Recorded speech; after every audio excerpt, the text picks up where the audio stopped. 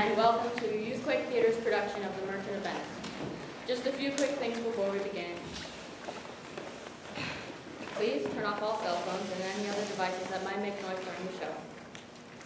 During our 10-minute intermission, there will be food available. The bathroom is down the hall around the corner.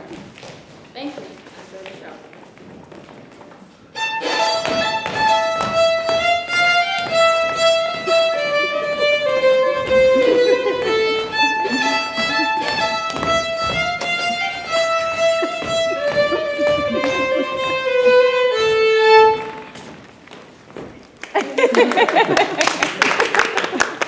In sooth, I know not why I am so sad.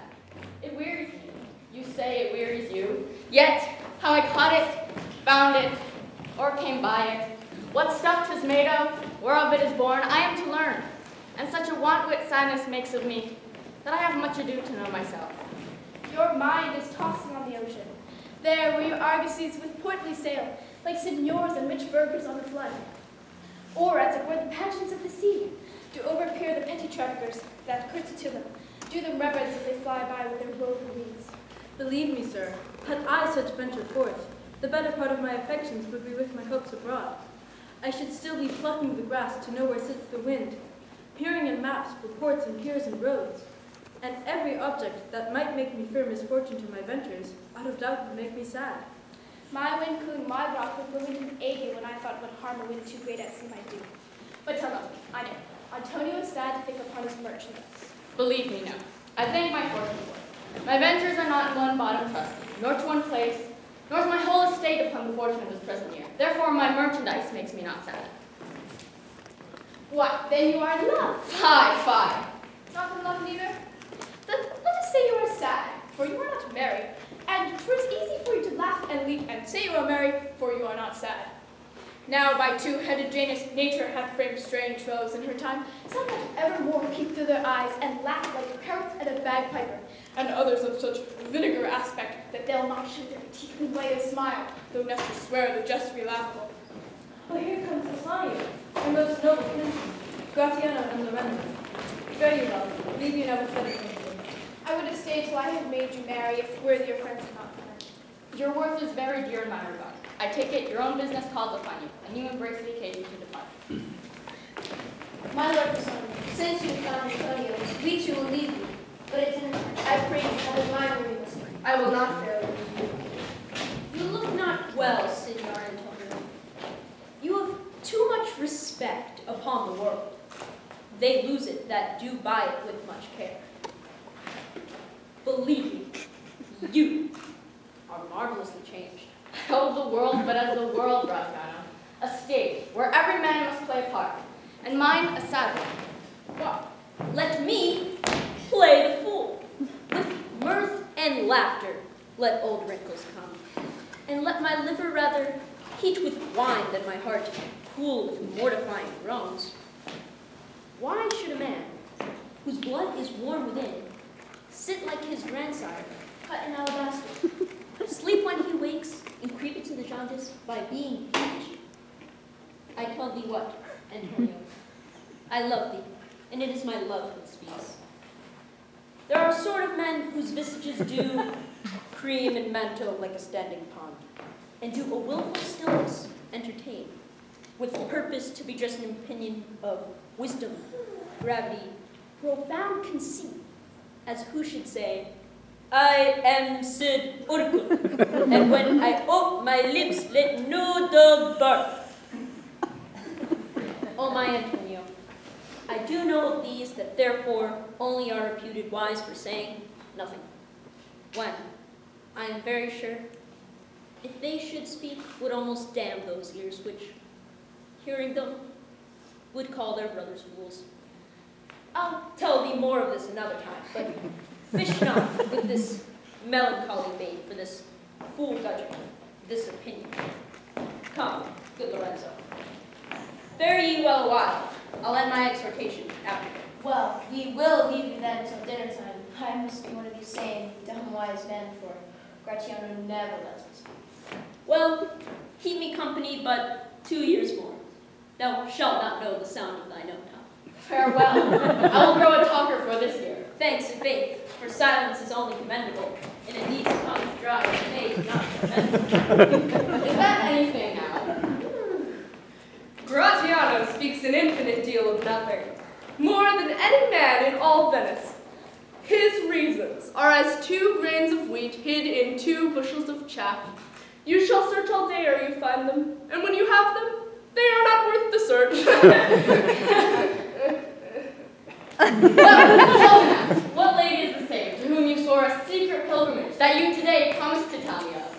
'Tis not unknown to you, Antonio, how much I have disabled mine estate by something shown a more swelling port than my faint means would grant continuance. Nor do I now make moan to be abridged from such a noble rate, but my chief care is to come fairly off from the great debts, where in my time something too prodigal hath left me gauged. To you, Antonio, I owe the most, in money and in love. And from your love I have a warranty to unburden all my plots and purposes, how to get clear of all the debts I owe. I pray you, good Bassanio, let me know it, and if it stand, as you yourselves still do, within the eye of honor, my purse, my person, my extremest means, lie all unlocked to your occasion. In my school days, when I had lost one shaft, I shot his fellow of the selfsame flight, the selfsame way, with more advised watch to find the other fourth. And by adventuring both, I oft found both. I urge this childhood proof because what follows is pure innocence. I owe you much, and like a willful youth, that which I owe is lost. But if you please to shoot another arrow that self-way which you did shoot the first, I do not doubt as I will watch the aim, or to find both, and bring your latter hazard back again, and thankfully rest debtor to the first. You know me well, and herein spend but time to wind about my love with circumstance, and out of doubt you do me now more wrong in making question of my uttermost, than if you had made waste of all I have. Then do but say to me, what in your knowledge may by me be done, and I am pressed unto it, therefore speak. In Belmont is a lady richly left, and she is fair, and fairer than that word of wondrous virtues. Sometimes from her eyes I did receive fair, speechless messages. Her name is Portia. Nothing undervalued to Cato's daughter, Brutus's Portia, nor is the wide world ignorant of her worth. For the 4 winds blow in from every coast, renowned suitors, and her sunny locks hang on her temples like an auburn fleece, which makes her seat of Belmont culture's strand, and many Jasons come in quest of her. Oh, my Antonio, had I but the means to hold a rival place with one of them, I have a mind presages me such thrift that I should questionless be fortunate. Thou knowest that all my fortunes are at sea. Neither have I money nor commodity to raise a present sum. Therefore go forth. Try what my credit can advance you. That shall be racked, even to the uttermost, to furnish thee to Belmont, to fair Portia. Go, presently inquire, and so will I, where money is, and I no question make, to have it of my trust, or for my sake.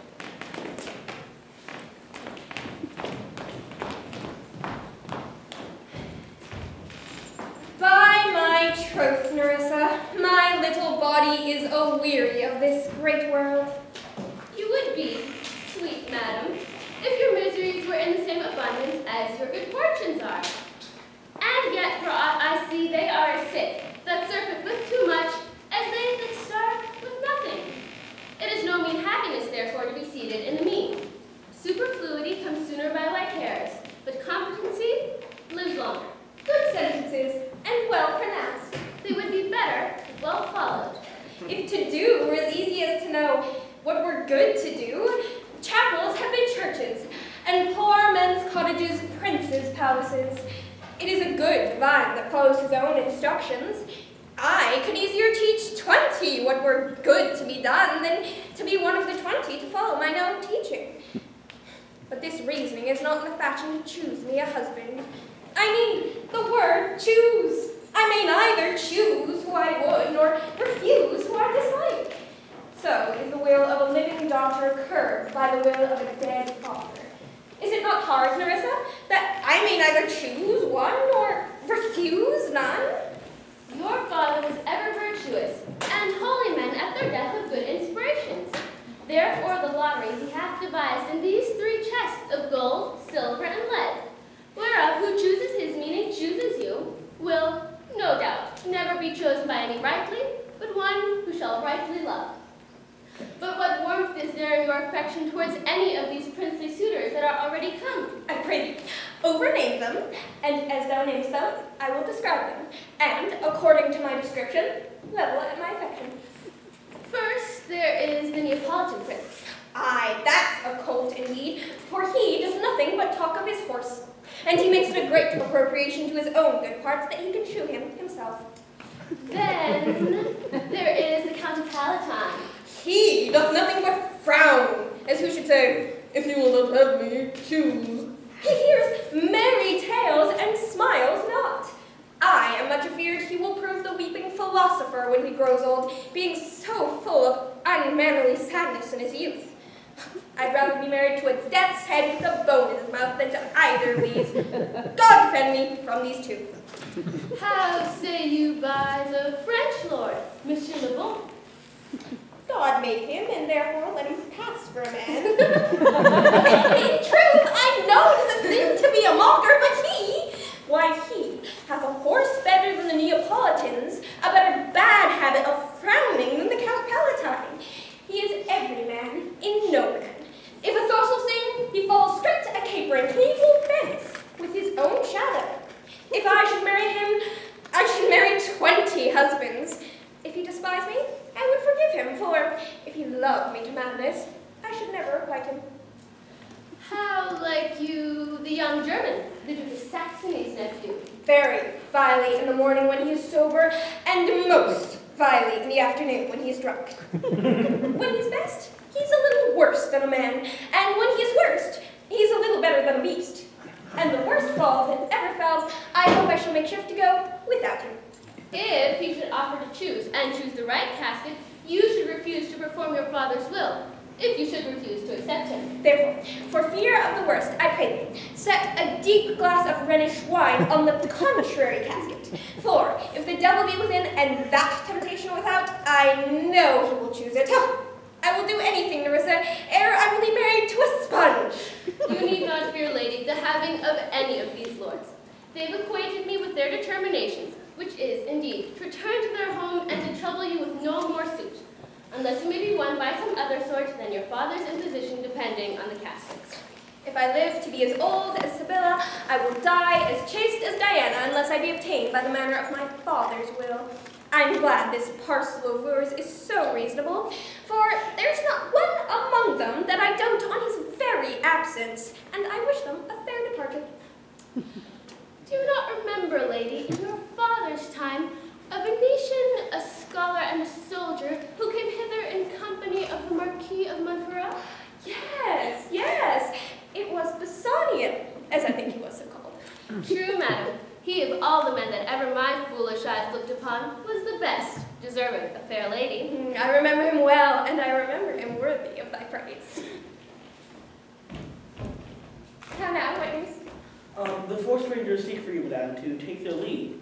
And there's a foreigner come from the 5th, the young prince of Morocco, who brings word that the prince, his master, will be here tonight. If I could bid the 5th welcome with so good a heart as I could bid the other 4 farewell, I shall be glad of his approach. If he have the condition of a saint and the complexion of a devil, I'd rather he shrive me than wive me. Come, come, Nerissa. Sirrah, go before. Whilst we shut the gates on one wooer, another knocks at the door.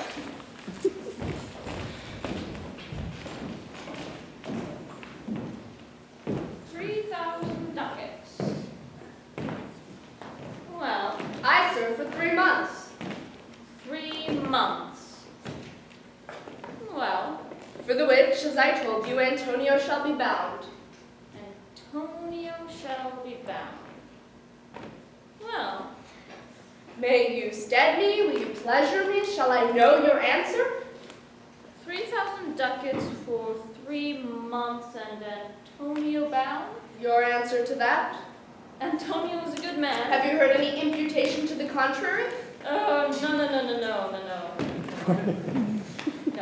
My meaning in saying that Antonio is a good man is to say that he is sufficient, yet his means are a supposition. He has an argosy bound to Tripolis, another to the Indies, a third to England, a fourth to Mexico, and other ventures he has squandered abroad.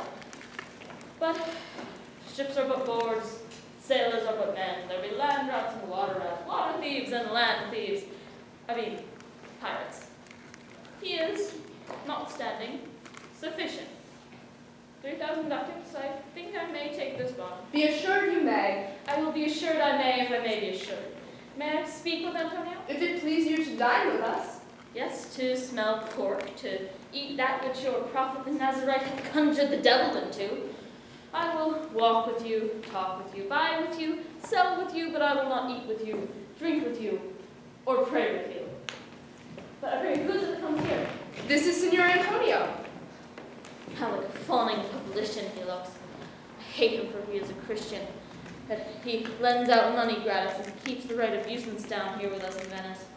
If I could catch him once upon the hip, I would feed fat the ancient grudge I bear him. He hates our sacred nation, and he rails that where most merchants do congregate on me, my bargains, and my well-won thrift, which he calls interest.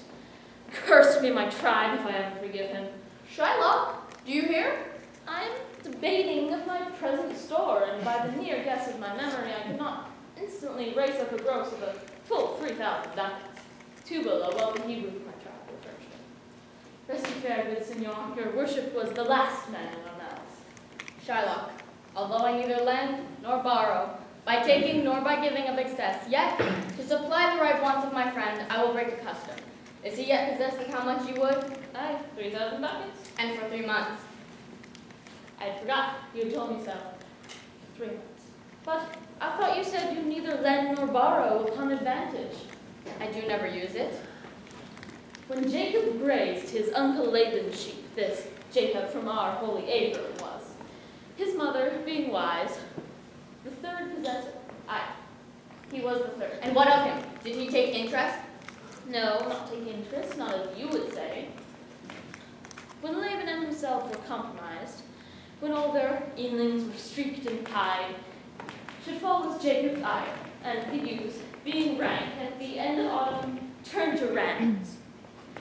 And then, when witnessing the woolly breeders in act, the skillful shepherd peeled him certain wands and stuck them up before the fulsome ewes,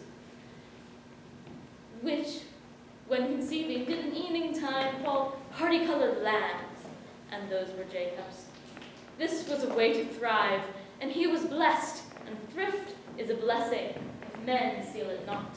This was a venture, sir, that Jacob served for, a thing not in his power to bring to pass, but swayed and fashioned by the hand of heaven. Was this inserted to make interest good, or is your gold and silver ewes and rams? I cannot tell, but make it breed as fast. Note me, Senor. Mark you this, good Bassanio. The devil can cite scripture for his purpose. An evil soul producing holy witness is like a villain with a smiling cheek, a goodly apple rotten at the heart. What a goodly outside falsehood hath. 3,000 ducats, 3 months out of 12, and the rate... Shylock, shall we be beholding to you? Signor Antonio, many times upon the Rialto you have rated me about my moneys and usances. Still I have borne it with patient shrug.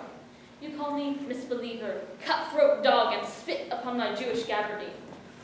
You foot me as you spurn a stranger cur over your threshold. And now you come to me and say, Shylock, we would have moneys.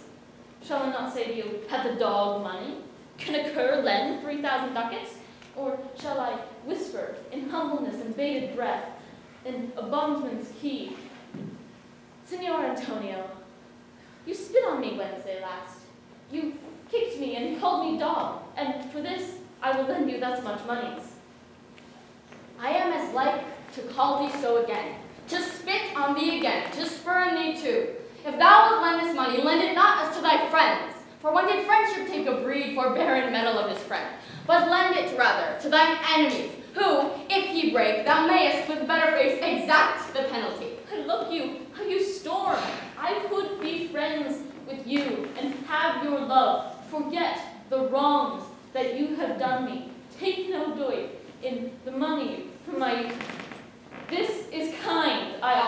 this were kindness. This kindness will I show. Then meet me forthwith at a notary's. We will seal into this merry bond. But if you do not repay me on the day, the month, the place, the amount, or amounts as so specified in the bond, I am subject to 1 pound of your fair flesh, cut from whatever part of your body pleaseth me. Content in faith, I will seal to such a bond, and say there is much kindness in this. You shall not seal to such a bond for me. I'll rather dwell in my necessity. Why, fear not, man. I will not forfeit it. Within these 2 months, that's a month before the bond expires, I do expect thrice 3 times the return of the value of this bond. Oh, Father Abram, what these Christians are, whose own hard dealings teaches them suspect on the thoughts of others. I pray you, if he should break his day, what should I gain by the exaction of the forfeiture? A pound of man's flesh is not so estimable, profitable, neither is the flesh of sheep or beef or mutton. Yet, I extend this offer for my friendship, and for my love, I pray you, wrong me not. Yes, Shylock, I will seal into this bond. Go then, meet me at the notary. I'll go curse with that straight. Hie thee, gentle Jew. The Hebrew will turn Christian. He grows kind. I like not fair terms in a villain's mind. Come on, in this there can be no dismay. My ships come home a month before the day.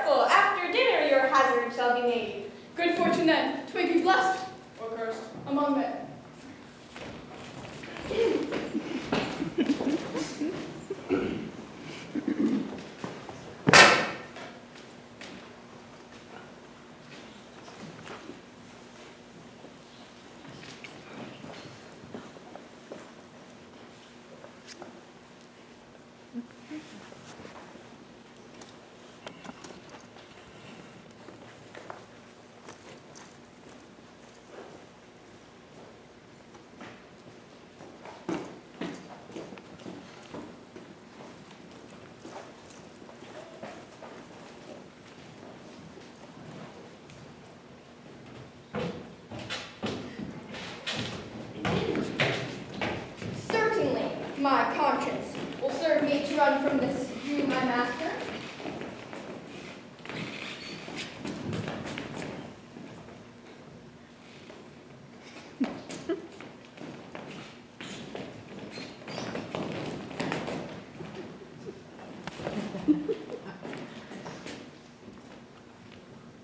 The fiend is at mine elbow, and tempts me, saying to me, Gobbo! Launcelot Gobbo! Good Launcelot! or, Good Gobbo! or, Good Launcelot Gobbo! Use your legs! Take the start! Run away! my conscience says, No, take heed, honest Launcelot. Take heed, honest Gobbo. or, as aforesaid, honest, Launcelot Gobbo. do not run, scorn running with thy heels. Well, the most courageous fiend bids me pack. Fire! Says the fiend. Away! Says the fiend. For the heavens, rouse up a brave mind and run! My conscience, hanging about the neck of my heart, says very wisely to me. My honest friend Launcelot, being an honest man's son, or rather, an honest woman's son, for indeed my father did something smack, something grow to. He had a kind of taste. Well, my conscience says.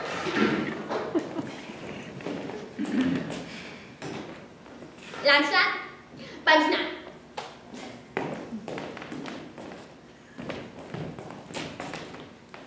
Bugs, says the fiend. Punch now. Says my conscience. Budge. Punch now. Budge. Punch now.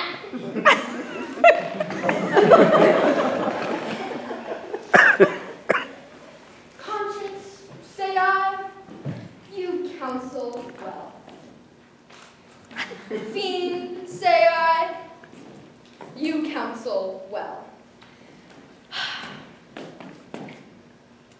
To be ruled by my conscience, I should stay with the Jew, my master, who, God bless the mark, is a kind of devil.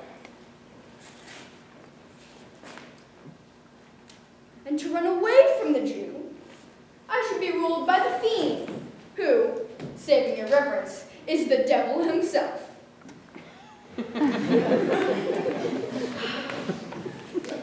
Certainly the Jew is the very devil incarnation. And in my conscience is but a kind of hard conscience to offer to counsel me to stay with the Jew. The fiend gives the more friendly counsel. I will run, fiend. My heels are at your command. I will run.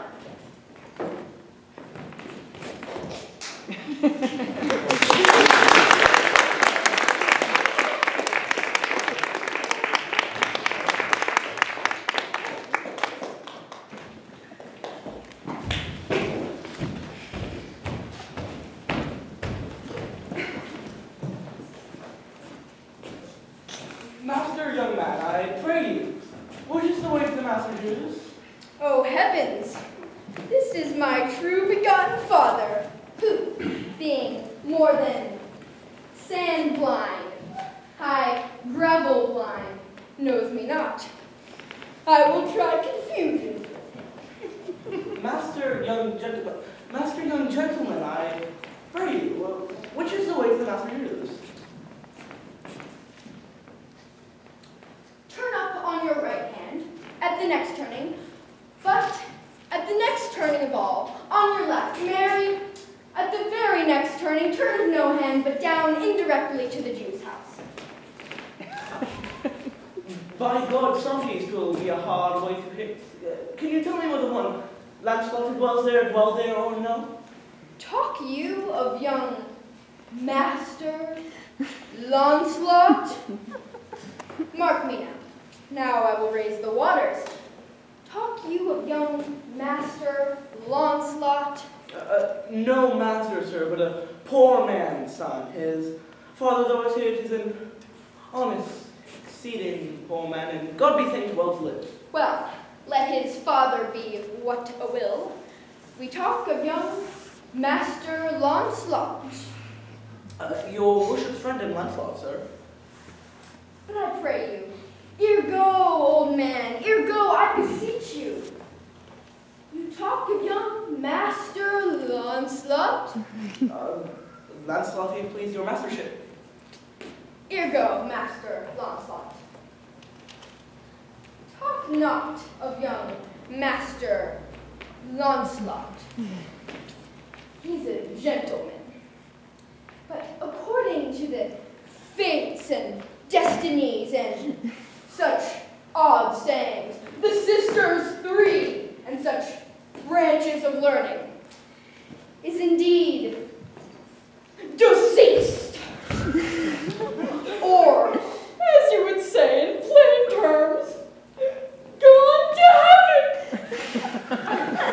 Very God forbid, the poor very stuff of my age, my very prop. Do I look like a cudgel or a hobble post, a staff or prop? Do you not know me, Father? That young gentleman, I know you not, but I pray you, tell me, is my boy God rest his soul alive or dead? Do you not know me, Father? Alack, sir, I am sand blind, I know you not. Nay, indeed. If you had your eyes, you might fail of the knowing me. It is a wise father that knows his own child. I will tell you news of your son. Give me your blessing. Truth will come to light. Murder cannot be hid long, but a man's son may. But at the length, truth will out. Pray you, stand up. I am sure you are not Launcelot, my boy. Pray you, let's have no more fooling about it. Give me your blessing, for I am Launcelot, your boy that was, your son that is, your child that shall be. I cannot think you are my son. I know not what I shall think of that, but I am Launcelot, the Jew's man, and I am sure that Marjorie, your wife, is my mother. Her name is Marjorie indeed. I'll be sworn, if thou art Launcelot, thou art mine own flesh and blood. Lord worship might be. My, what a beard hast thou got? Thou hast got more hair on my chin than Dobbin my fill horse has on his tail. It should seem, then, that Dobbin's tail grows backwards. I'm sure he had more hair of his tail than I have of my face when I last saw him. Lord, how art thou changed? How dost thou and thy master agree? I brought him a present. How agree you now? Well, well. But for mine own part, as I have set on my rest to run away, I will not rest till I have run some ground. My master's a very Jew. Give him a present. Give him a halter. I am famished in his service. You may tell every finger I have with my ribs. Father, I am glad you are come. Give me your present to one Master Bassanio, who indeed gives rare new liveries. If I serve not him, I will run as far as God has any ground. Oh, rare fortune! Here comes the man. To him, Father, for I am a Jew if I serve the Jew any longer. God bless your worship. Gramercy, wouldst thou off with you? Here's my son, sir, a poor boy. Not a poor boy, sir, but the rich Jew's man that would, sir, as my father shall specify. He hath a great infection, as one would say to serve. Indeed. The short and the long is, I serve the Jew and have a desire, as my father shall specify. His master and me, saving your reverence, are scarce catter cousins. To be brief, the short and the long is, I serve the Jew and have a desire. My father shall fructify unto you. I have here a dish of bedels that are bestowed upon your worship and my suited. To be very brief, the suit is impertinent to myself. As your worship shall know by this honest old man, that though I say it, though old man, yet poor man, my father. One speak for both. What would you? Serve you, sir. That is the very defect of the matter, sir. I know thee well. Thou hast obtained thy suit. Shylock thy master spoke with me this day, and hath preferred thee, if it be preferment to leave a rich Jew's service to follow so poor a gentleman. The old proverb is very well parted between my master Shylock and yourself, sir. You have the grace of God, and he hath enough. Thou speakest it well. Go, father, go with thy son. Take leave of thy old master. Inquire my lodgings out. See it done. Father, come, I'll take my leave of the Jew in a twinkling of an eye.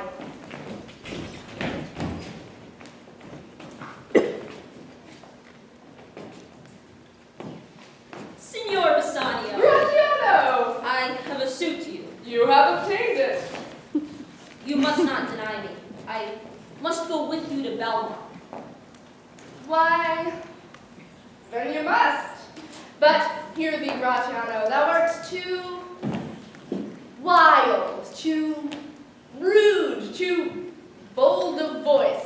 Parts that become thee happily enough, and in such eyes as ours appear not false. But where thou art not known, why dare they show something too liberal? Pray, take pain to allay some cold drops of modesty to thy skipping spirit, lest by thy wild behavior I be misconstrued in the place I go to and lose my hopes. Signor Bassanio, hear me. If I do not put on a sober habit, talk with respect, and swear but now and then, wear prayer books in my pocket, look demurely, nay more, while grace is saying, put mine eyes this with my head, and sigh and say, Amen. Use all the observance of civility, like one well studied in a side ostent to please his grandmother. Never trust me more. Well, we shall see your bearing. Nay, but I bar tonight. You shall not gauge me by what you do tonight. Nay, that were pity, for we have friends that purpose merriment. But fare you well, I have some business. And I must to Lorenzo and the rest, but we will visit you at supper time.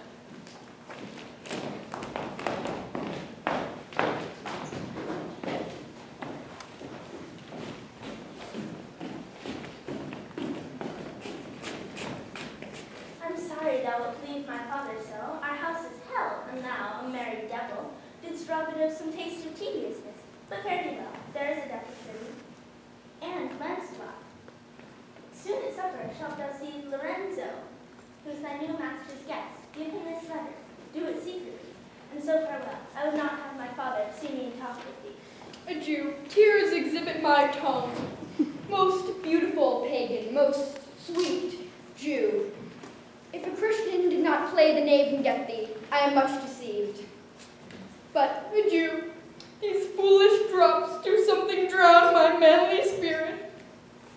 A Jew.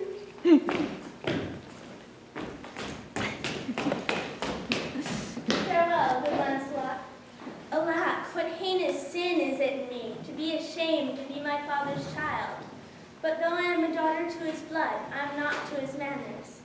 O Lorenzo, if thou keep promise, I shall end this strife, become a Christian and thy loving wife.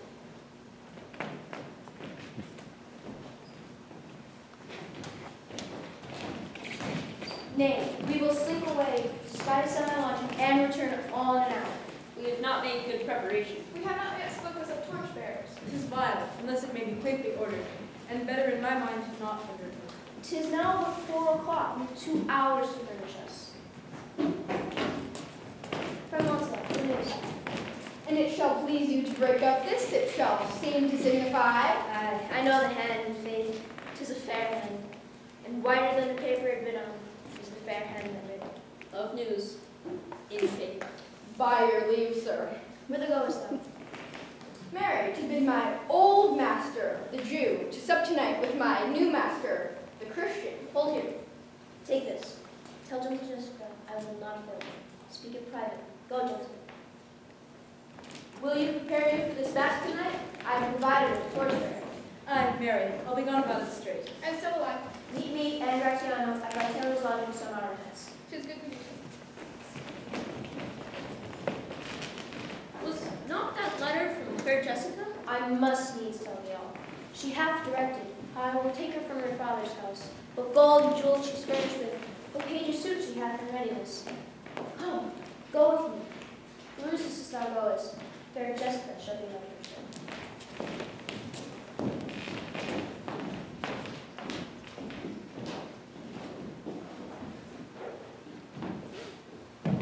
As thou shalt see, thy eyes shall be thy judge.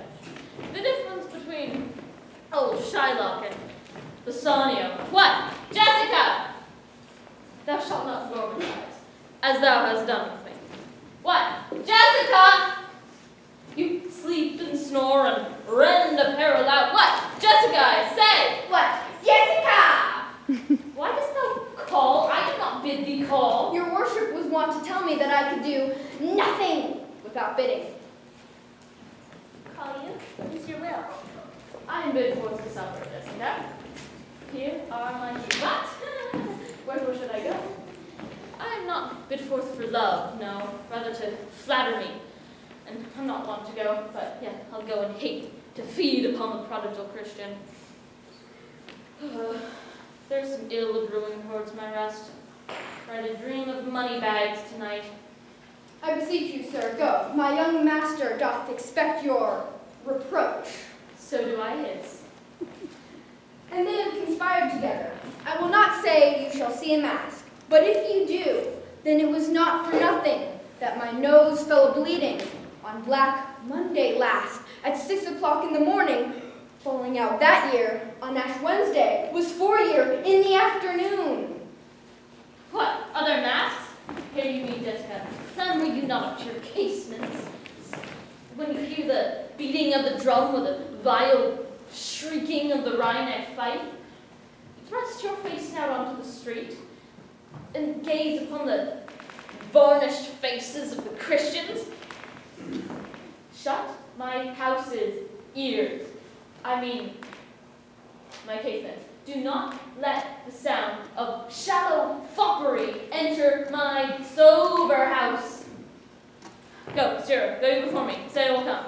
I will go before, sir. Mistress, look out at window. For all this, there will come a Christian boy. Will be worth the Jewess's own. What says that fool of Hagar's offspring, huh? His words were farewell, mistress, nothing else. The patch is kind enough, but a huge feeder, snail slow and profit, and sleeps more than a wild cat during the day.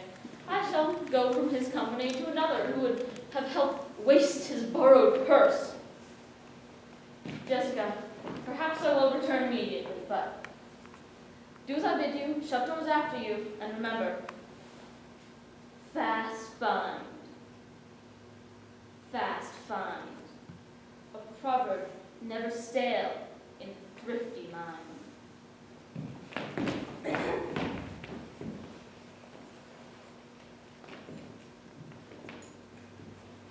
Farewell. And if my fortune be not crossed, I have a father, you a daughter, lost.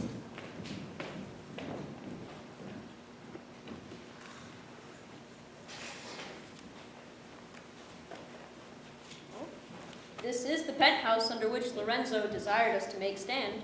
His hour is almost past. And it is marvel he outdwells his hour, for lovers ever run before the clock. Oh, 10 times faster Venus's pigeons fly to seal love's bonds new made than they are wont to keep obliged faith unforfeited. More of this hereafter. Here comes Lorenzo. Sweet friends, your patience for my long abode. Not I, but my affairs have made you wait. When you shall be the play thieves for wives, I'll watch as long for you then. Here dwells my father, Jude. Oh, who's within? Who are you? Tell me for more certainty, albeit I'll swear that I do know your tongue. Lorenzo, and my love. Lorenzo is certain, and my love indeed, for who love I so much? And now who knows but you, Lorenzo, whether I am yours? Heaven and my thoughts are witness of all. I'm glad 'tis night you do not look on me, for I'm much ashamed of my exchange. But love is blind, and lovers cannot see the pretty follies that they themselves commit. For if they could, Cupid himself would blush to see me thus transformed into a boy. Descend, for you must be my fair. What, must I hold a candle to my shames? They in themselves, good sooth, are too light. Why, 'tis an office of discovery, love, and I should be obscured. So are you, sweet, even in the lovely garnish reward. But come at once, for the close night doth play the runaway, and we are stayed at Bassanio's feast. I will make fast the doors and gild myself with some more ducats and be with you straight. Now, by my hood, a Gentile and no Jew. Beshrew me, but I love her heartily, for she is wise, if I can judge of her. And fair she is, if my dice be true. And true she is, as she hath proved herself. Therefore, like herself, wise, fair, and true, shall she be placed in my constant soul. What, art thou come? On, gentlemen, our master mates by this time for us stay. Who is there? Signor Antonio! Fie, Gratiano! Where are all the rest? It is 9 o'clock. Our friends all stay for you. No mass tonight. The wind has come about. Bassanio will presently go aboard. I have sent 20 out to seek for you. I am glad on't. I desire no more delight than to be under sail, gone tonight.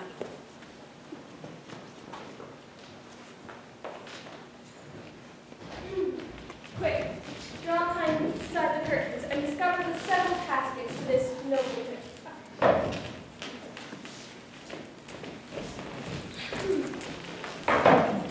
Now make your choice.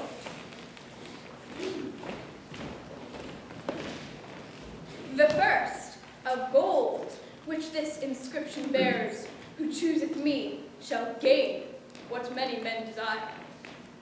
The second of silver, which this promise carries, who chooseth me shall get as much as he deserves. The third, dull lead, with warning all is blunt, who chooseth me must give and hazard all he hath. How shall I know if I choose the right? The one of them contains my picture prints. If you choose that, then I am yours with all. Some god direct my judgment.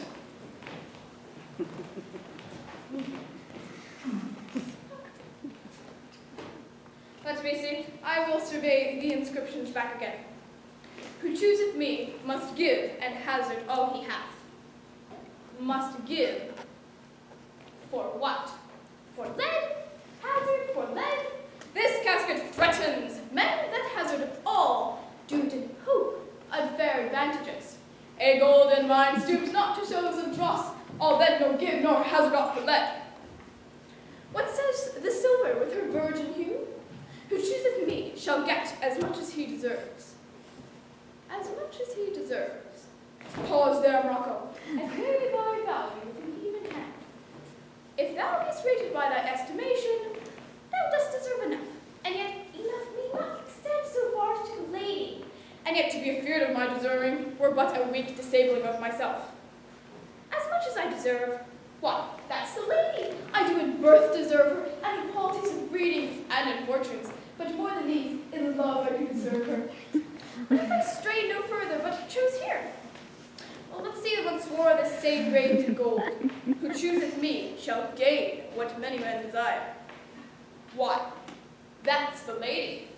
All the world desires her. From the four corners of the earth they come to kiss this shrine, this mortal breathing saint. The Hyrcanian deserts and the vasty wilds of wide Arabia are as thoroughfares to the princes who come as o'er a brook to view fair Portia. One of these three contains her heavenly picture. Isn't it like that lead would contain her? To her damnation thinks so base a thought, it were too gross to rip her cerecloth from the upmost grave. Or shall I put in silver she's immured, being 10 times undervalued, to gold? Oh, sinful thought, never so rich a gem was set in worse than gold. Deliver me the key, here I do choose, and thrive by as I may. There, take it, Prince, and if my form lie there, then I am yours.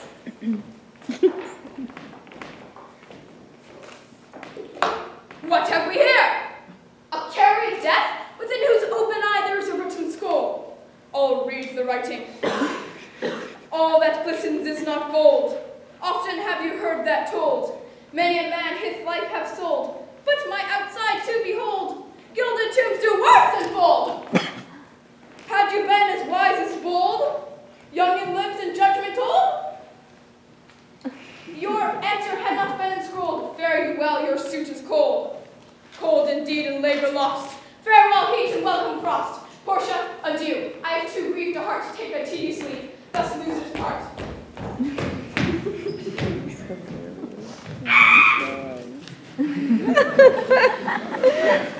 A gentle riddance. Draw the curtains. Go.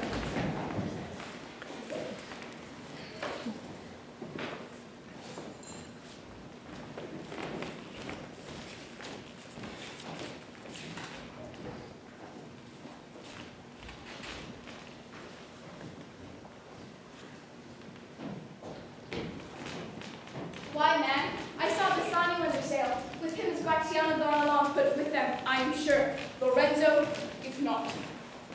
The village Jew, with outcries, raised the Duke, who went with him to search Bassanio's ship.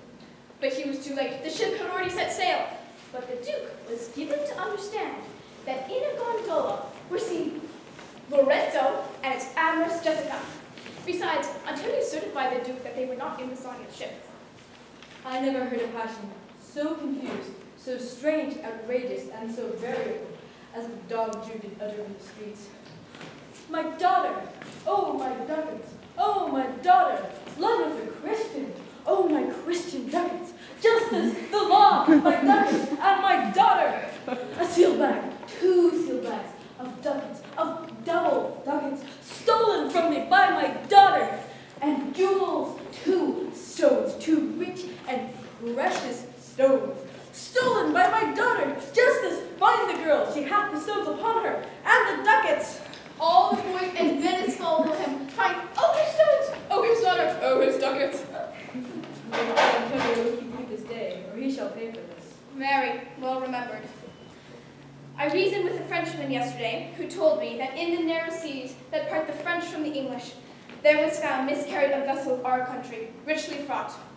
When he told me this, I thought upon Antonio and wished in silence that it were not his. But Goodhart, you were best to tell Antonio what you hear. Yet do not tell him, for it may grieve him. A kinder gentleman treads not the earth. I saw Antonio and Bassanio part. Bassanio said he would make haste to return, but Antonio said, no, enjoy the mind of a lover, and with handshake wondrous sensible. I think he only loves the world for him. I pray thee, let us go and find him out, and quit in his embrace of happiness with some delight around him. Do we so? Quick, I pray you, draw the curtain straight. The Prince of Arragon has taken his oath, and comes to his election presently. Behold, there stand the caskets, noble prince. If you choose that wherein I am contained, straight shall our nuptial rites be solemnized. But if you fail, without more speech, my lord, you must be gone from hence immediately. I am joined by oath to observe these 3 things. First, never to unfold to anyone which 'twas the casket I chose. Next, if I do fail in choosing of the right casket, never in my life to mate in the way of marriage. And lastly, if I do fail in the fortune of my choosing, to immediately leave this place and be gone. To these injunctions everyone would swear that comes to hazard for my worthless self. And so have I addressed thee. Fortune now, to my heart's hope. Gold, silver, and base lead. Who chooseth me must give, and hazard all he hath. Ye shall fair ere I give a hazard. What saith the golden chest? Ye see, who chooseth me shall gain, what many men desire. What many men desire? That many may be meant by the fool multitude who choose based on show, not learning more than a fool's eye doth teach. I shall not choose what many men desire, because I will not jump with common spirits, and rank me with the barbarous multitude. Why then to thee, thou stolen treasure house, fill me once more with title thou must bear. Who chooseth me shall get as much as he deserves. As much as he deserves. And well said too, for who shall go about to cozen treasure and be honorable without the step of merit? Let none presume to wear an undeserved dignity. Oh, be it that the state's degrees and offices were not derived corruptly, and that clear honor were purchased by the merit of the wearer. Oh, how many then should cover that stand bare? How many be commanded that command? How much low peasantry should then be gleaned for the true seat of honor? And how much honor picked of the chaff and ruin of times to be new varnished? Well, but to my choice. Who chooseth me shall get as much as he deserves. I shall soon my deserts. Bring me the key and instantly unlock my fortune is here.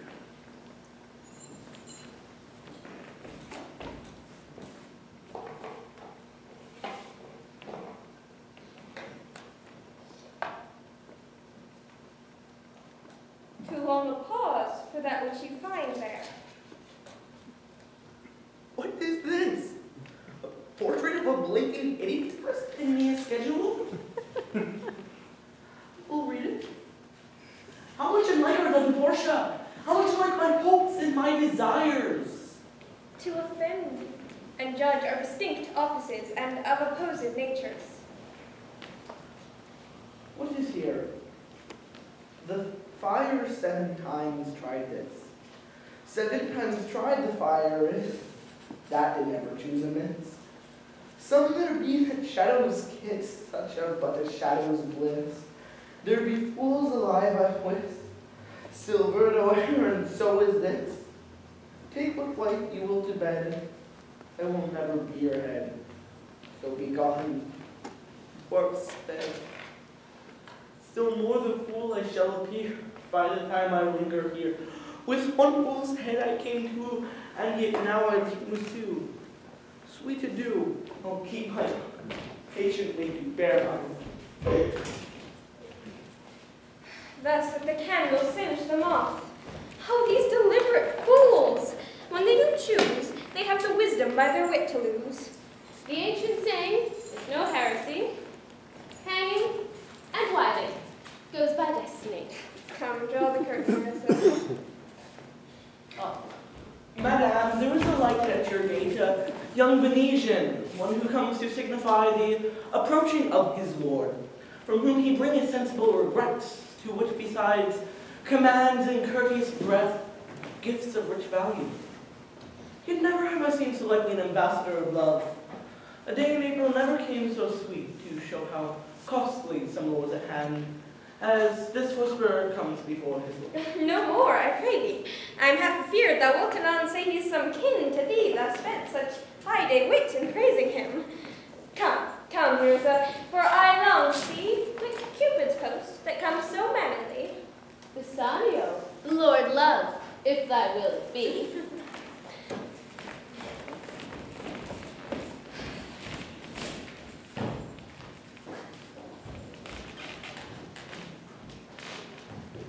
No, but here's Olivioso. Why, it lives there unchecked that Antonio had the ship of rich lady wrecked upon the narrow seas. The Gutierrez, I think they call the place, a very dangerous, flat, and fatal, where many a carcass of a tall ship lie buried, if my gossip report be an honest woman of her word. Antonio, the honest Antonio. Oh, that I had a title good enough to keep his name company. Why, the end is he hath lost a ship. I would it might prove the end of his losses. Let me say it many times, lest the devil come in prayer. For here he comes with the legends of a Jew. How now, Shylock, what news among the merchants? You know none so well as you of my daughter's flight. That is certain. I, for my part, knew the tale that made the very wings that she flew away withal. And Shylock, for his own part, knew the bird was fledged. And then it is the complexion of them all to leave the damned. She is damned for it. That's certain. If the devil may be her judge. I say, my own flesh and blood to rebel. Out upon it, O carrion, rebels at these years. I say, my daughter is my flesh and blood. There is more difference between thy flesh and hers than between jet and ivory. More difference between thy blood and hers than between red wine and reddish. But tell us, have you heard about Antonio's losses? There I have another bad match. A bankrupt, a prodigal, that dare scarce show his head upon the Rialto. A beggar. Let him look to his bond. He was wont to call me unsure. Let him look to his bond. He was wont to lend money for Christian courtesies. Let him look to his bond. Why, I am sure if he should forfeit, do we not take his flesh? What is that good for? To play fish with all. If it will feed nothing else, it will feed my revenge. He hath disgraced me, hindered me 500,000, scorned my losses, mocked my gains, scorned my nation, thwarted my bargains, heeded mine enemies, and cooled my friends. And what is his reason? I am a Jew. Have not a Jew eyes? Have not a Jew hands, organs, dimensions, senses, affections, passions? Are we not hurt with the same weapons, fed with the same food, subject to the same diseases, healed by the same means as a Christian? If you prick us, do we not bleed? If you tickle us, do we not laugh? If you poison us, do we not die? And if you wrong us, do we not revenge? The villainy you teach me, I will execute, and it may go hard, but I will better the instruction. Here comes another of the tribe. A third cannot be matched, unless the devil himself should be. Oh no, Tubal, what is news now? Hast thou found my daughter? I often came where I could hear her, but cannot find her. Oh, Tubal, a diamond gone cost me 2,000 ducats in Frankfurt. The thief gone was so much, and so much to find the thief. I would that my daughter were dead at my foot, and the jewels in her ear. I would she were hearsed, and the ducats in her coffin. No satisfaction, no revenge, no lights, but on my shoulders, no tears, but of my shedding, no sighs, but of my breathing. Yes, other men have ill luck too, Antonio's I heard in general. What? Ill luck? Ill luck! Hath an argosy passed away, coming from Tripolis. Oh, I thank God. I thank God. Is it true? Is it true? I spoke with some of the sailors who escaped the raft. I thank thee. Good Tubal, where? In Genoa? Your daughter spent in Genoa, as I heard, one night 40 ducats. Thou stickest a dagger in me, Tubal. 40 ducats in a sitting. 40 ducats. There came divers of Antonio's creditors in my company to Venice that swear he cannot choose but break. I'm glad of it. I'll plague him. I'll torture him. I'm glad of it. One of them showed me a ring that he had of your daughter for a monkey. How torturous me, Tubal. I had that ring of Leah when I was a bachelor. I would not have given it for a wilderness of monkeys. Sir Antonio certainly have done. Nay, that's true. That's very true. Go, Tubal. Speak me out an officer. For a fortnight. Meet me at a synagogue. Go, Tubal. Go.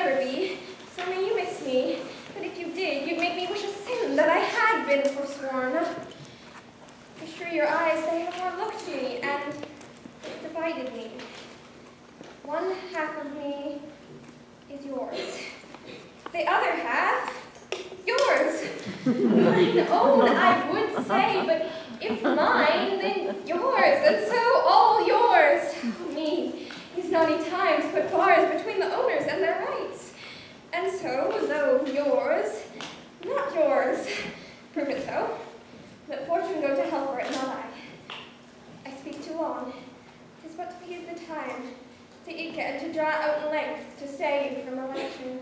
Let me choose, for as I am, I live upon the rack. Upon the rack, Bassanio.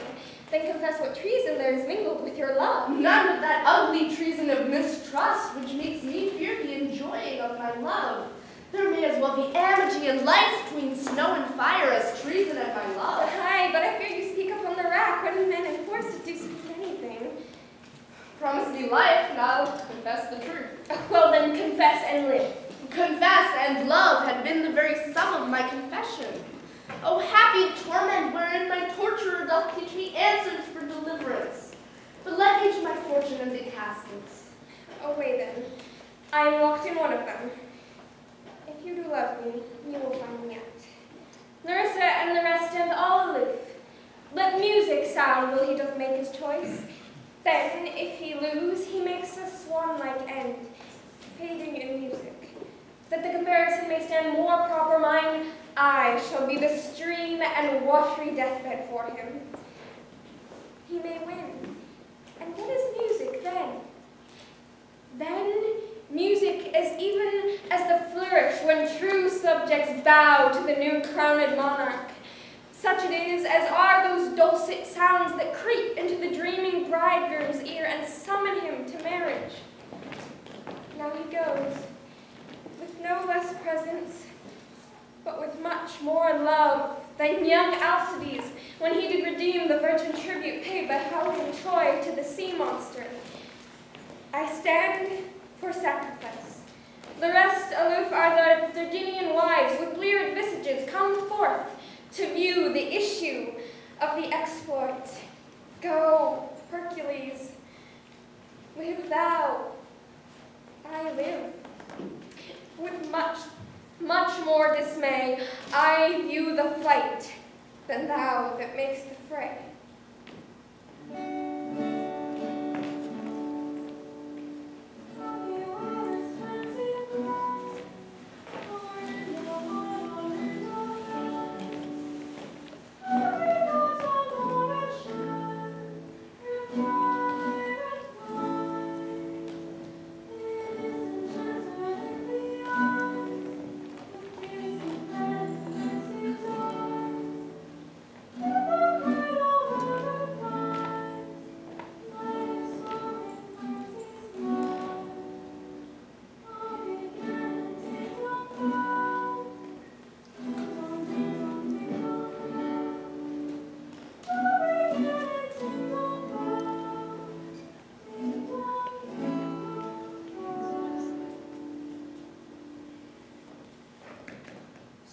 May the outward shows be least themselves.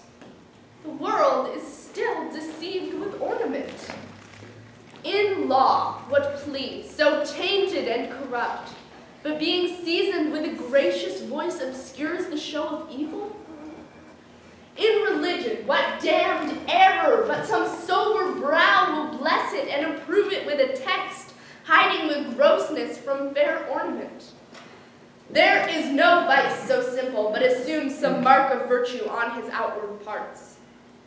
How many cowards, whose hearts are all as false as stairs of sand, wear yet upon their chins the beards of Hercules and frowning Mars, who, inward searched, have livers white as milk, and these assume but valor's excrement. Look on beauty, and you shall see 'tis purchased by the weight, which therein works a miracle in nature, making them lightest that wears most of it.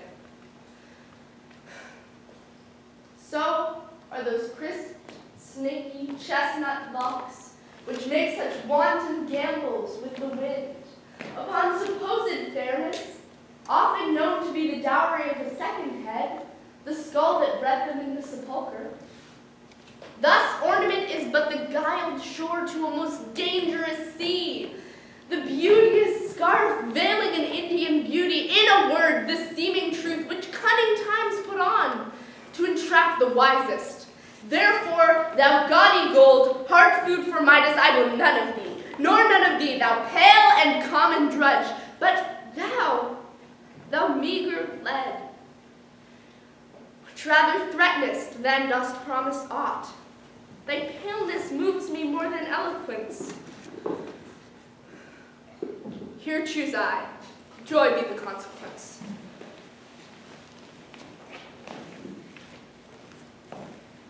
Oh, all the other passions fleet to air, as doubtful thoughts, and rash embraced despair, and shuddering fear, and green-eyed jealousy.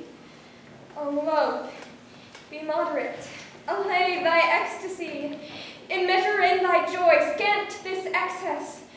I feel too much thy blessing, make it less, for fear I surfeit. What find I here? Fair Portia's counterfeit. What demigod hath come so near creation?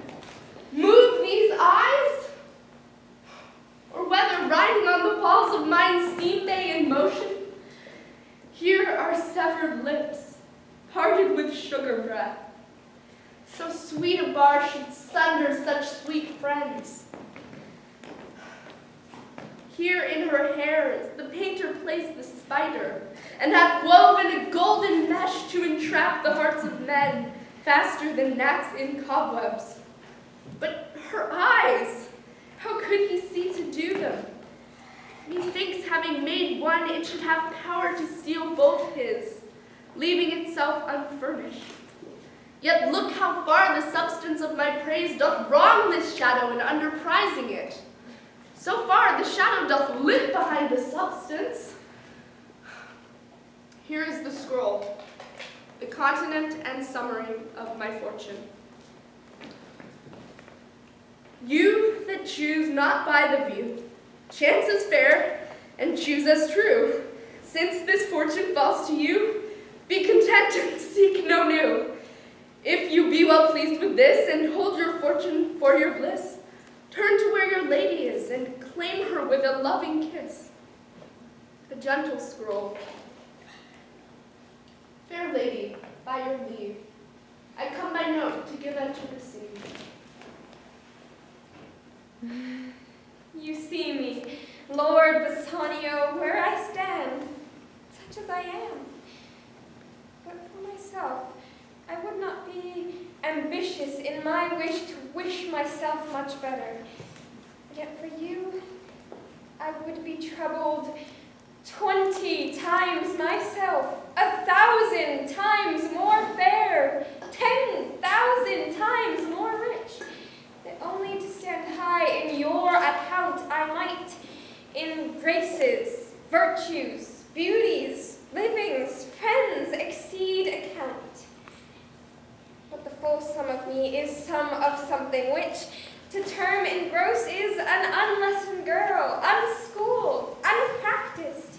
Happy in this she is not so old, but she may learn. Happier than this she is not bred so dull, but she can learn. Happiest of all is that her gentle spirit commits itself to yours to be directed. Myself and what is mine to you and yours is now converted. But now I was the lord of this fair mansion, master of my servants, queen, or myself. And even now, but now, this house, these servants, and this same myself are yours, my lord. I give them with this ring, which, when you part from, lose, or give away, let it presage the ruin of your love and be my vantage to exclaim on you. Madam, you have bereft me of all words. Only my blood speaks to you in my veins, and there is such confusion in my powers as after some oration fairly spoke by a beloved prince, there doth appear among the buzzing, pleased multitude, where every something, being blent together, turns to a wild of nothing, save of joy, expressed and not expressed. But when this ring parts from this finger, then parts life from hence. Oh, then be so bold to say Bassanio's dead. My lord and lady, it is now our time that have stood by and seen our wishes prosper, to cry, good joy, my lord and lady. My lord Bassanio and my gentle lady, I wish you all the joy that you can wish, for I am sure you can wish none for me. And when your honors meet to solemnize the bargain of your faith, I do beseech you, even at that time, I may be married too. With all my heart, so thou canst get a wife. I thank your lordship. You have gotten one. My eyes, my lord, can look as swift as yours. You saw the mistress. I beheld the maid. I loved for intermission. No more pertains to me, my lord, than you. Your fortune stood upon the casket there, and so did mine too, as the matter falls, for wooing here until I sweat again, and sweating until my very roof was dry, with oaths of love. At last, if promise last, I got a promise of this fair one here, provided that your fortune achieved your mistress. Is this true, Nerissa? It is, madam, so you stand pleased withal. And do you, Gratiano, mean good faith? Yes, faith, my lord. Our feast shall be much in honor of your marriage.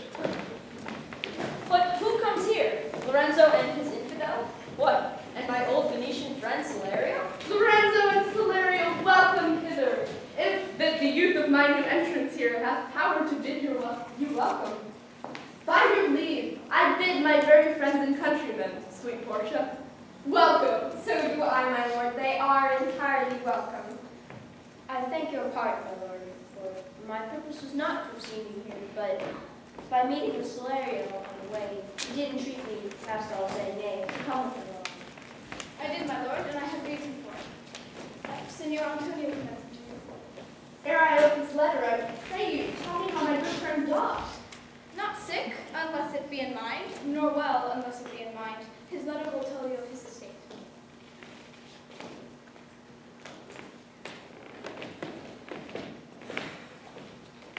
There is some shrewd contents in yon same paper that steals the color from Bassanio's cheek. Some dear friend dead, else nothing in the world could turn so much the constitution of any constant man. With leave, Bassanio, I am half yourself, and I must freely have the half of anything that yon same paper brings you.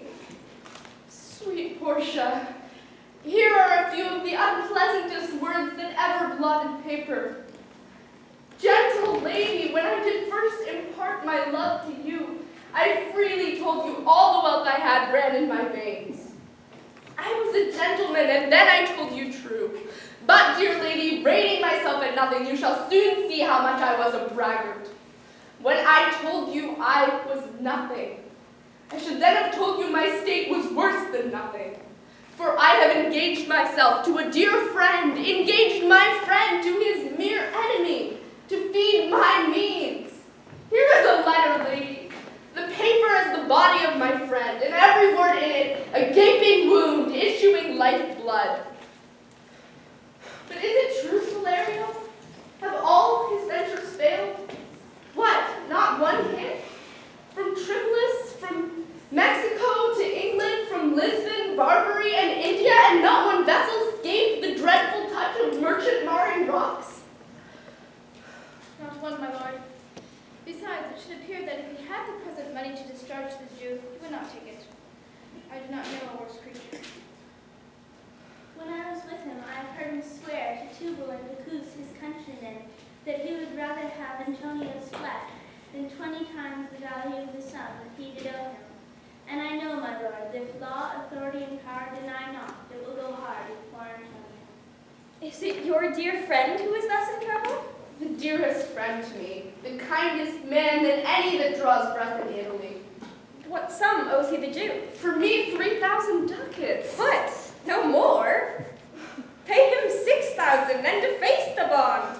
Double 6,000 and then treble that before a friend of this description shall lose a hair through Bassanio's fault. First, go with me to church and call me wife, and then away to Venice, to your friend.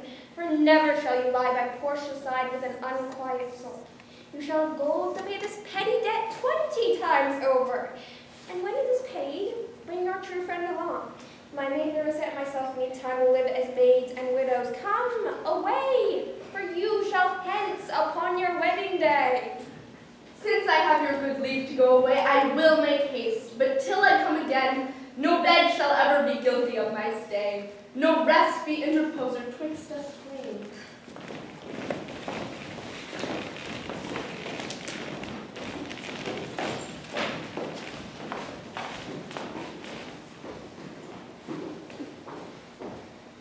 Jailer, look to him.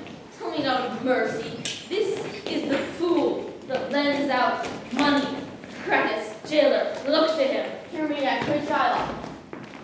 I will have my bond. I will not hear thee speak. Thou callest me dog before thou hast a cause, and since I am a dog, beware my fangs. The Duke shall grant me justice. I pray thee, hear me speak. No, I will not hear thee speak. I will have my bond. I will not be made a soft and dull-eyed fool. No, I will have no speaking, no following. I will have my bond.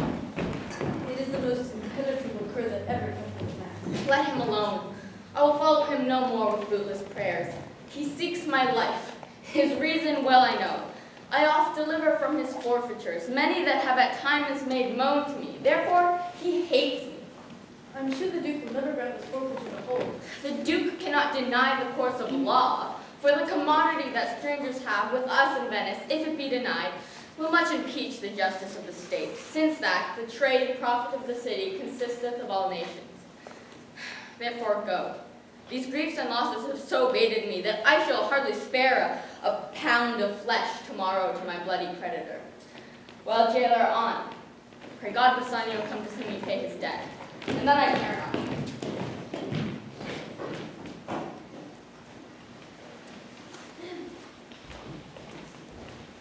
Lorenzo, I commit into your hands the husbandry and manage of my house until my lord's return. For mine own part, I have toward heaven breathed a secret vow to live in prayer and contemplation, only attended by Nerissa here, until her husband and my lord's return.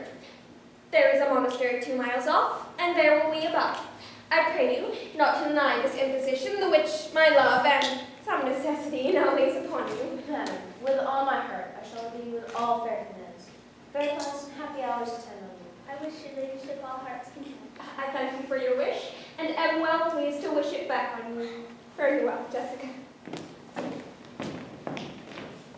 Come, Nerissa, for I have work in hand that you yet know not of. We'll see our husbands before they think of us.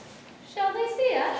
They shall, Nerissa, but in such habit as they shall think we are accomplished with that we lack. I'll hold thee any wager when we are both accoutered like young men. I'll prove the prettier fellow of the two, and wear my dagger with a braver grace, and speak between the change of man and boy with a reed voice, and turn 2 mincing steps into a manly stride, and speak a phrase like a fine bragging youth. How honorable ladies sought my love, which I denied. They fell sick and died. I could not do withal. Then I'll repent and wish for all that I had not killed them. And 20 of these puny lies I'll tell, that men shall swear I have discontinued school about 12 months. I have in my mind 1,000 raw tricks of these bragging jacks which I will practice. Why? Shall we turn to men? Fie! What a question's that, if thou art near a lewd interpreter. But come, I'll tell thee all my whole device when I am in my coach, which stays for us at the park gate. Therefore haste away, for we must measure 20 miles today. Yes, truly, for, look you, the sins of the father are to be laid upon the children. Therefore, I promise you, I fear you. I was always plain with you, and so now I speak my agitation of the matter. Therefore, be of good cheer, for truly, I think you are damned. There's but one hope in it that can do you any good. That is but a kind of bastard hope neither. And what hope is that, I pray thee? Mary, you may partly hope that your father got you not, that you are not the Jew's daughter. That were a kind of bastard hope indeed. So the sins of my mother should be visited upon me. I shall be saved by my husband. He hath made me a Christian. Truly, the more to blame he. We were Christians now before, even as many as could well live, one by another. This making Christians will raise the price of hogs, if we grow all to be pork eaters. We shall not shortly have a rasher on the coals for money. I'll tell my husband, Launcelot, what you say. Here he comes. I shall grow jealous of you shortly, Launcelot, if you thus get my wife into corners. Nay, you need not fear us, Lorenzo. Launcelot and I are out. He tells me flatly there is no mercy for me in heaven because I am a Jew's daughter. And he says you are no good member of the Commonwealth, for in converting Jews to Christians you raise the price of pork. Oh, every fool can play upon the word. I think the best grace of wit will shortly turn into silence, and discourse grow commendable, and then only by parents, who interrupt when we prepare dinner. That is done, sir. They all have stomachs. Good Lord. What a wit snapper are you? Bid them prepare dinner. That is done too, sir. Only cover is the word. Will you cover them? Not so, sir, neither. I know my duty. Yet no quarreling with the occasion. Wilt thou show the whole wealth of thy wit in an instant? I pray thee, understand a plain man in his plain meaning. Go to thy fellows, bid them cover the table, serve in the meat, and we will come into dinner. For the table, sir, it shall be served in. For the meat, sir, it shall be covered. As for your coming into dinner, sir, why, let it be as humors, and conceit shall govern. Oh, dear discretion, how these words are suited. He hath planted in his memory an army of good words, and I do know a many fools that stand in better place, furnished like him. That for a tricksy word to find matter. How cheerest thou, Jessica? And now, good sweet, say thy opinion. How dost thou like Lord Bassanio's wife? Past all expressing, it is very meet the Lord Bassanio live an upright life, for having such a blessing in his lady, he finds the joys of heaven here on earth. And if on earth he do not merit it, then in reason he should never come to heaven. Why, if two gods should play some heavenly match, and on the wager lay two earthly women, and Portia one, then there must be something else pawned with the other, for the poor rude world hath not her fellow. Even such a husband hast thou in me as she is for a wife. Nay, but ask my opinion too. I will not. First, let us go to dinner. Nay, let me praise you while I have a stomach. No, pray thee, let it serve for table talk. Then, howsoever thou speakest, among other things, I shall digest. Well, I'll set you forth.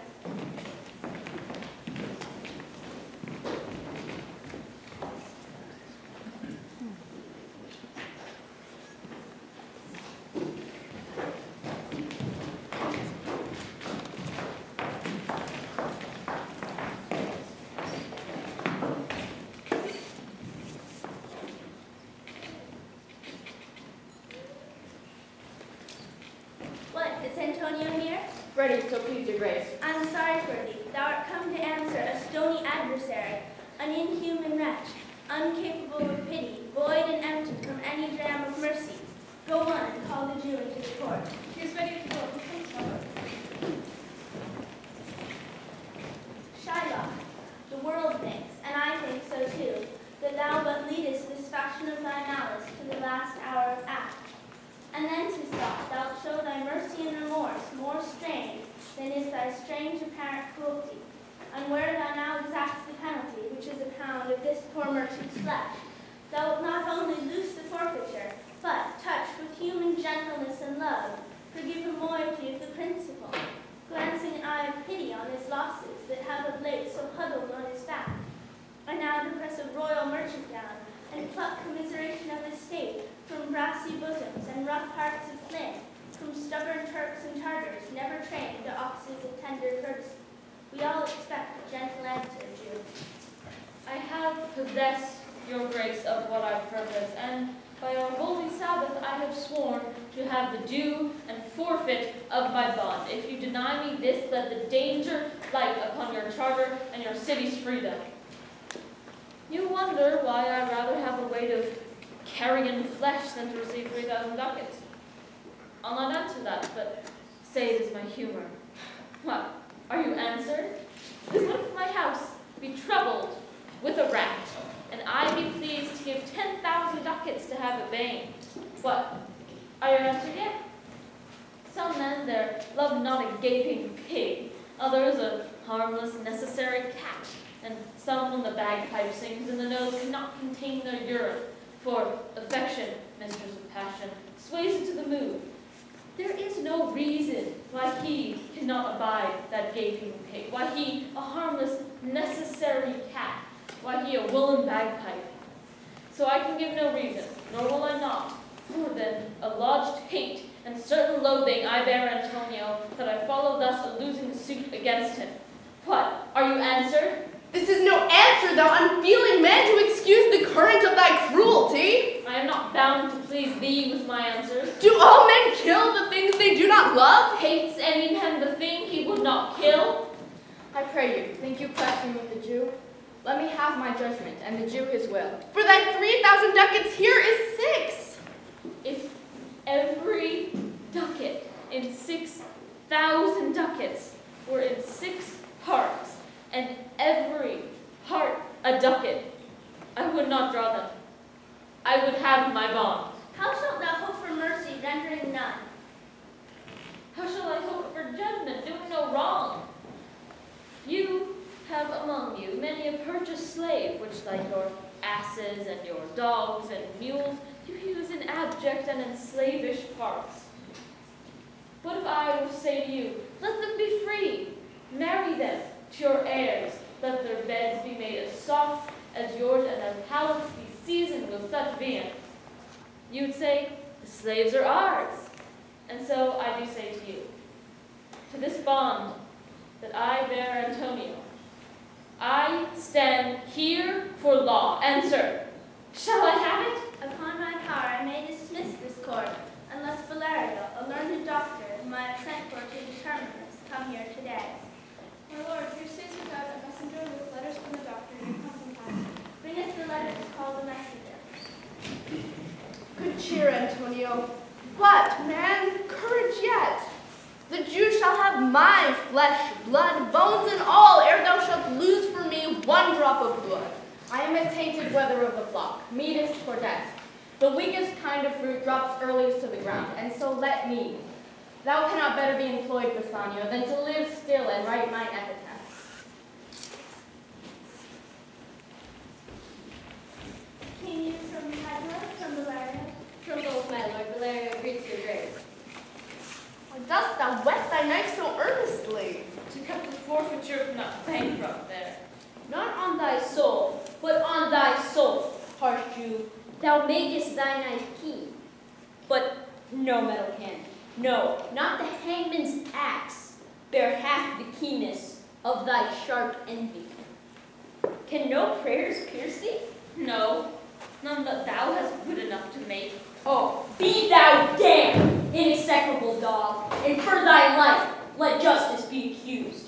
Till thou canst rail the seal from off my bond, I have fenced thy lungs to speak so loud. I stand here for justice. This letter from Valerio is commending a young and learned doctor to our court. Where is he? He attendeth here hard by, to know your answer whether you'll admit him. With all my heart. Go give him courteous conduct to this place. Meantime, the court shall hear Valerio's letter. Your grace shall understand that at the receipt of your letter I am very sick. But in the instant that your messenger came, in loving visitation was with me a young doctor of Rome. His name is Balthazar. I acquainted him with the cause and controversy between the Jew and Antonio the merchant. We turned over many books together. He is furnished with my opinion, which, bettered with his own learning, the Greekness whereof I cannot enough commend, comes with him at my importunity to fill up your grace's request in my stead. I beseech you, let his lack of years be no impediment to let him lack a reverend estimation. For I never knew so young a body with so old a head. I leave him to your grace's acceptance, whose trial shall better publish his commendation. You hear the learned Valerio, what he writes. And here I take it is the doctor come. Give me your hand. Come you from old Valerio? I did, my lord. You are welcome. Take your place. Are you acquainted with the difference that holds this present question in the court? I am informed thoroughly of the cause. Which is the merchant here, and which the Jew? Antonio and old Shylock both stand forth. Is your name Shylock? Shylock is my name. Of a strange nature is the suit you follow, yet in such rule that the Venetian law cannot impugn you as you do proceed. You stand within his danger, do you not? Aye, so he says. You confess the bond? I do. Then must the Jew be merciful. What compulsion must I? Tell me that. The quality of mercy is not strained. It droppeth as a gentle rain from heaven upon the place beneath. It is twice blessed. It blesseth him that gives and him that takes. 'Tis mightiest in the mightiest. It becomes the throned monarch better than his crown. His scepter shows the force of temporal power, the attribute to awe and majesty, wherein doth sit the dread and fear of kings. But mercy is above this sceptred sway. It is enthroned in the hearts of kings. It is an attribute to God himself, and earthly power doth then show likest gods when mercy seasons justice. Therefore, Jew, though justice be thy plea, consider this, that in the course of justice none of us should see salvation. We do pray for mercy, and that same prayer doth teach us all to render up the deeds of mercy. I have spoke thus much to mitigate the justice of the plea, which, if thou follow, this strict court of Venice must needs have sentence against the merchant there. My deeds upon my head. I crave the law, the penalty and forfeit of my bond. Is he not able to discharge the money? Yes, here I tender it for him in the court. Yea, twice the sum, if that will not suffice. I will be bound to pay it 10 times over on forfeit of my hands, my head, my heart. If this will not suffice, it must appear that malice bears down truth. And I beseech you, rest once the law to your authority. To do a great right, do a little wrong, and curb this cruel devil of his will. It cannot be. There is no power in all Venice can alter a decree established. 'Twill be recorded for a precedent, and many an heir by the same example will rush into the state. It cannot be. Daniel, come to judgment. Yea, Daniel, O wise young judge, how I do honor thee. I pray thee, let me look upon the bond. Here it is, most reverend doctor. Here it is.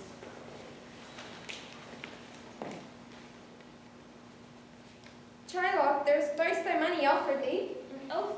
I made an oath in heaven. Shall I lay perjury upon my soul? No, not for Venice. Why, this bond is forfeit, and lawfully by this the Jew may claim a pound of flesh to be by him cut off nearest the merchant's heart. Be merciful. Take thrice thy money, bid me tear the bond. When it is paid according to the tenor.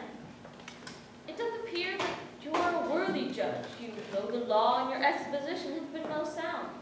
But there is no power in the tongue of man to alter me. I stand here on my bond. Most heartily I do beseech the court to give the judgment. Why then, thus it is. You must prepare your bosom for his knife. O wise young judge. For the intent and purpose of the law have full relation to the penalty which here appeareth due upon the bond. 'Tis very true. O wise and upright judge, how much elder art thou than my looks. Are there balance here to weigh the flesh? I have them ready. Have by some surgeon, Shylock, on your charge to stop his wounds, lest he do bleed to death. Is it so nominated in the bond? 'Tis not so expressed, but what of that? 'Twere good you do so much for charity. I cannot find it. 'Tis not in the bond. Come, merchant, have you anything to say? But little. I am armed and well prepared. Give me your hand, Bassanio. Fare you well.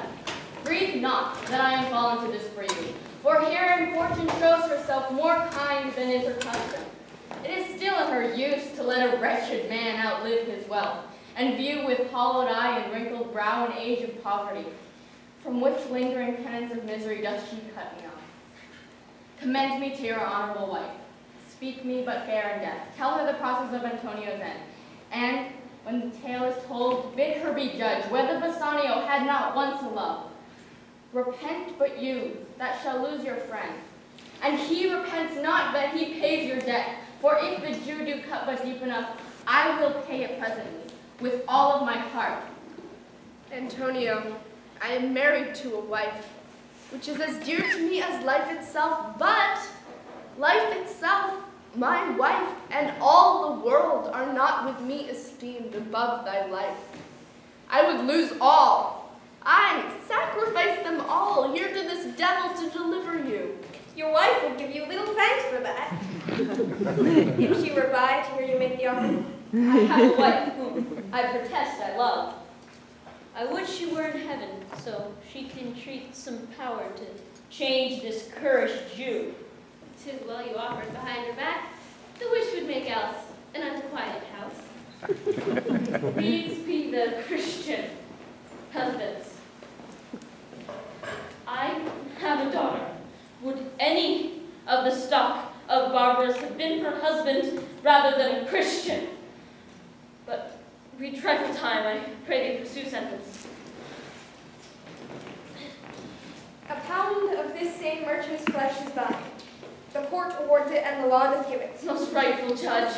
And you must cut the flesh from off his breast. The law allows it, and the court awards it. Most noble judge. The sentence. Come, prepare.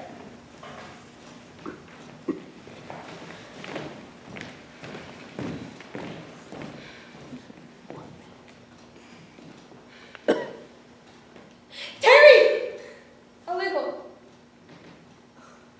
There's something else. This bond doth give thee here no jot of blood. The words expressly are a pound of flesh. Take then thy bond, take thou thy pound of flesh, but in the cutting it, if thou dost shed one drop of Christian blood, thy lands and goods are by the laws of Venice confiscate unto the state of Venice. O upright judge, mark you, O learned judge. Is that the law? Thyself shalt see the act. For as thou urgest justice, be assured thou shalt have justice more than thou desirest. O learned judge, mark you, a learned judge. Take this offer then. Pay the one price and let the Christian go. Here is the money. Soft! The Jew shall handle justice soft. No haste. He shall have nothing but the penalty. O Jew, an upright judge, a learned judge. Therefore, prepare thee to cut off thy flesh. Shed thou no blood, nor cut thou more or less than just a pound of flesh. If thou cut more or less than a just pound, be it so much as makes it light or heavy in the substance, or in the division of the 20th part of one poor scruple. Nay, if the scale do but turn in the estimation of a hair, thou diest, and all thy goods are confiscated. A second Daniel, a Daniel, Jew. Now, infidel, I have you on the tip. Give me my principal and let me go. I have it ready for thee. Here it is. He hath refused it in the open court. He shall have merely justice and his bond. A Daniel still say I, a second Daniel. I thank thee, Jew, for teaching me that word. Shall I not have barely my principal? Thou shalt have nothing but the forfeiture, to be so taken at thy peril, Jew. Why then the devil give him good of it. Stay no longer, question. Tarry, Jew. The law hath yet another hold on you. It is enacted in the laws of Venice, if it be proved against an alien, that by direct or indirect attempts he seek the life of any citizen, the party against which he doth contrive shall seize one half his goods. The other half comes to the privy coffer of the state, and the offender's life lies in the mercy of the Duke only against all other voice. In which predicament I say thou standst. For it appears by manifest proceeding that indirectly and directly true thou hast contrived against the very life of the defendant, and thou hast incurred the danger formerly by me rehearsed. Down, therefore, and beg mercy of the Duke. Beg that thou mayst have leave to hang thyself, and yet thy wealth being forfeit to the state. Thou hast not left the value of a court. Therefore, thou must be hanged at the state's charge. That thou shalt see the difference of our spirits. I pardon thee thy life before thou ask it. For half thy wealth it is Antonio's. The other half comes to the general state, which humbleness may drive into a fine. Aye, for the state, not for him. Nay, take my life and all. You take my house when you do take the prop that doth sustain my house. You take my life when you take the means by which I live. What mercy can you render him, Antonio? A halter gratis, nothing else, for God's sake. So please my lord the Duke, and all the court, to quit the fine for 1/2 of his goods. I am content, so he will let me have the other half, in use to render it, upon his death, unto the gentleman that lately stole his daughter. 2 things provided more, that, for this favor, he presently become a Christian. The other, that he do record a gift, here in the court, of all he dies possessed, unto his son, Lorenzo, and his daughter. He shall do this, else I do recant the pardon that I late pronounce it here. Art thou contented to? What dost thou say? I am content. Clerk, draw a deed of gift. I pray you, give me leave to go from hence. I am not well. Send the deed after me, and I will sign it. Get thee gone, but do it. In christening shalt thou have 2 godfathers. Would I were judge, thou shouldst have had 10 more, to bring thee to the gallows, not the fawn. Sir, I entreat you home of these dinner. I humbly do beseech your grace to pardon me. I must away this night for Padua, and it is me I presently set forth. I'm sorry that your leisure serves you not. Antonio, gratify this gentleman, for in my mind you are much bound to him. Most worthy gentlemen, I and my friend have by your wisdom been this day acquitted of grievous penalties, in lieu whereof 3,000 ducats due unto the Jew. We freely cope your courteous pays withal, And stand indebted, over and above, in love and service to you evermore. He is well paid that is well satisfied, and I, delivering you, am satisfied, and therein do account myself well paid. My mind was never yet more mercenary. I pray you, know me when we meet again. I wish you will, and so I take my leave. Good sir, of course I must detect you further. Take some remembrance of us as a tribute, not as a fee. I pray you, grant me 2 things, not to deny me and to pardon me. Then, for your love, I'll take this ring from you. Do not throw back your hand, I'll take no more, and you, in love, shall not deny me this. This ring, good sir, alas, it is a trifle. I will not shame myself to give you this. I will have nothing else but only this, and now methinks I have a mind to it. Good sir, there's more depends on this than on the value. The dearest ring in Venice will I give you, and find it out by proclamation only for this. I pray you pardon me. I see, sir, you are liberal in your offers. You taught me first to beg, and now methinks you teach me how a beggar should be answered. Good sir, this ring was given me by my wife, and when she put it on, she made me vow that I should neither sell, nor give, nor lose it. That excuse serves many men to save their gifts. And if your wife be not a mad woman, and know how well I have deserved the ring, you would not hold out enemy forever for giving it to me? Well, peace be with you. I pray you, good Bassanio, let him have the ring. Let his deserving and my love withal be valued against your wife's commandment. Go, Gratiano, run and overtake him. Give him the ring, and bring him, if thou canst, unto Antonio's house. Away, make haste. You'll have a thither presently, and in the morning early will we fly toward Belmont. Come, Antonio.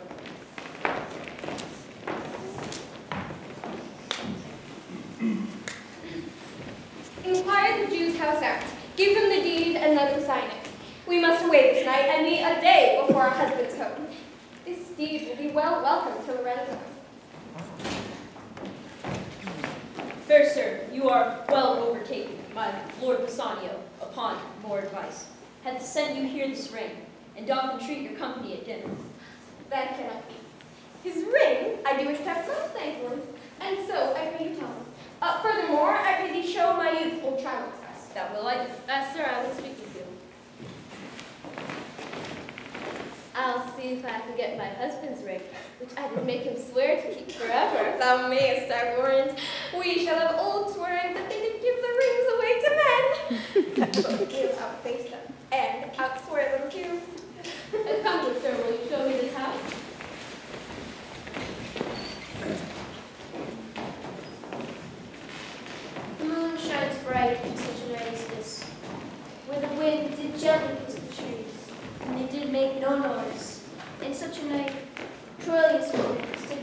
iron walls, and sigh his soul towards the Grecian trees where a crescent lay that night. In such a night did Thisbe fearfully o'ertrip the dew, and saw the lion shadow ere himself, and ran dismayed away. In such a night stood Dido with a willow in her hand, and upon the wild sea banks did waft her love to come again to Carthage. In such a night Medea gathered the enchanted herbs that did renewal Dickson. In such a night could Jessica steal from the wealthy Jew, and with an unthirst love did run from Venice as far as Belmont. In such a night did young Lorenzo swear he loved her well, stealing her soul with many vows of faith, and ne'er a true one. In such a night did Jessica, like a little true, slander her love, forgave it of her. Sola, sola, woo-ha-ho, sola, sola. Who calls? Sola, did you see Master Lorenzo? Master Lorenzo, sola, sola. Leave calling, man, here. Where? Here. Tell him there's a post come from my master, with his horn full of good news. My master will be here ere morning. Sweet soul, let's in, and expect their coming. Yet no matter, why should we go in? How sweet the moonlight sleeps upon this bank. Here we will sit, and let the sounds of music creep in our ears. Soft stillness in the night become touches of sweet harmony. Sit just a minute. Look how the floor of heaven is thick and laid with patents of bright gold. There is not the smallest orb which thou beholdest, but in his motion like an angel sings, still choiring to the young-eyed cherubims. Such harmony is in immortal souls. But whilst this muddy vesture of decay doth grossly close in, we cannot hear it. Come, ho, wake Diana with a hymn. The sweetest touches pierce your mistress's ear, and draw her home with music. I'm never merry when I hear sweet music. The reason is, your spirits are attentive, for do but know a wild and wanton herd, or race of youthful and unhandled colts, fetching mad bounds, bellowing and neighing loud, which is the hot condition of their blood. If they perchance hear a trumpet sound, or any air of music touch their ears, you shall perceive them make a mutual stand, their savage eyes turn to a modest gaze by the sweet power of music. Therefore, the poet did feign that Orpheus drew trees, stones, and floods, since not so stockish, hard, and full of rage, but music for the time doth change his nature. A man that hath no music in himself, nor is moved by concord of sweet sounds, is fit for treasons, stratagems, and spoils. The motions of his spirit are dull as night, his affections dark as Erebus. Let no such man be trusted. Mark music.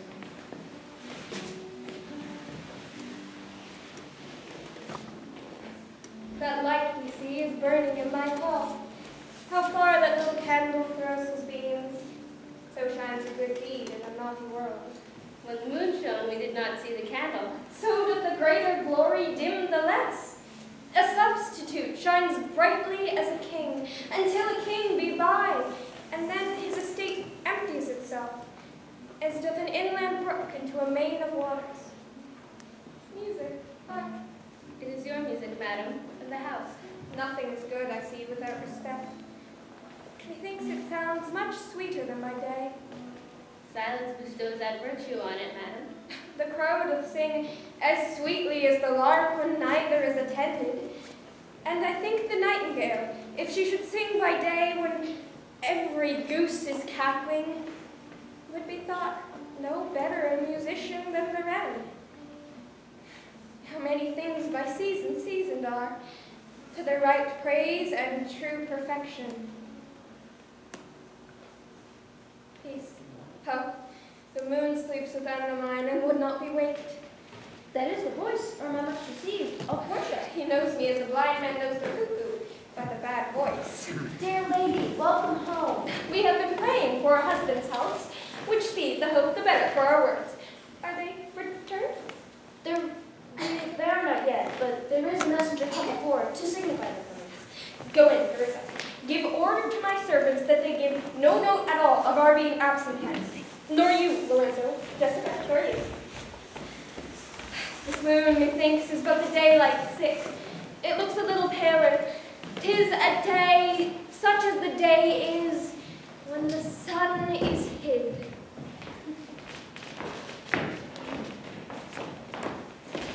We should hold day with the antipodes if you would walk in the absence of the sun. Let me give light, but let me be not light, for a light wife doth make a heavy husband, and never be Bassanio so for me. But God sort all, you are welcome home, my lord. I thank you, madam. Give welcome to my friend. This is the man, this is Antonio, to whom I am so infinitely bound. You should in all sense be much bound to him, for as I hear, he was much bound for you. No more than I am well acquitted for. Sir, you are welcome to our house. It must appear in other ways than words, therefore I scant this breathing courtesy. By yonder moon, I swear you do me wrong. In faith, I gave it to the judge's clerk. Would he would gelt that had it, for my part, since you do take it. Love, so much at heart. A quarrel? Oh, already? What's the matter? About a hoop of gold, a paltry ring that she did give me, whose posy was like Cutler's poetry upon a knife. Love me and leave me not. What talk you of the posy or the value? You swore to me when I did give it you that you would wear it till your hour of death, and that it should lie with you in your grave. Though not for me, as for your vehement oaths, you should have been respected and have kept it. Gave it a judge's clerk. No, God's my judge, that clerk will never wear hair on his face that had it. He will, and if he lives to be a man. Aye, if a woman lives to be a man. Now, by this hand, I give it to a youth, a kind of boy, a little scrubbed boy, no higher than thyself. The judge's clerk, a prating boy, that begged it as a fee. I could not for my heart deny it. You were to blame. I must be plain with you. To part so slightly with your wife's first gift. A thing stuck on with oaths upon your finger, and so riveted with faith into your flesh.